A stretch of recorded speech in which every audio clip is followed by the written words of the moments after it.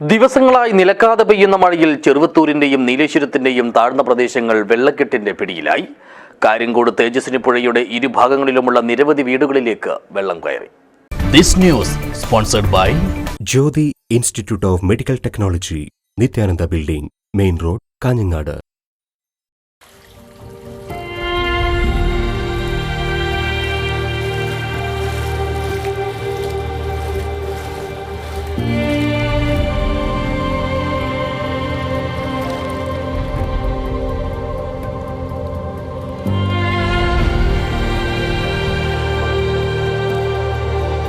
വ്യാഴാഴ്ച അർദ്ധരാത്രിക്ക് ശേഷമാണ് തേജസ്വിനി പുഴയിൽ വലിയ തോതിൽ ജലനിരപ്പ് ഉയർന്നത്.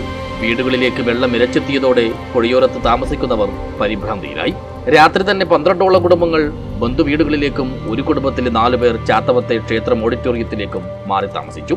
ഇവിടെ റോഡുകളും വെള്ളത്തിൽ മുങ്ങി ഗതാഗതവും തടസ്സപ്പെട്ടു.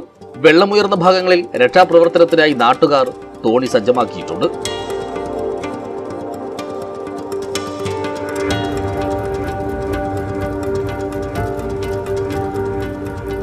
കർണാടക വനമേഖലയിൽ നിന്നും മലവെള്ളം കുത്തിയൊലിച്ചു വന്നതാണ് തേജസ്വിനി പുഴയിൽ വെള്ളം കയറാൻ കാരണമായത്.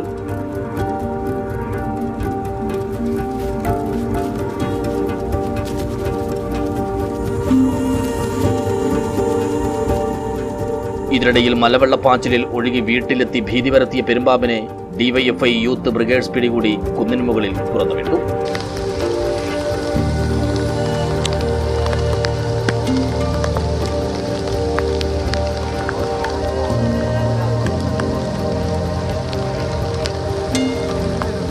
കാര്യങ്കോട് പുതിയ പാലത്തിനായി ബണ്ട് കെട്ടിയതും പെട്ടെന്നുള്ള വെള്ളപ്പൊക്കത്തിന് കാരണമായതായി നാട്ടുകാർ പറയുന്നു.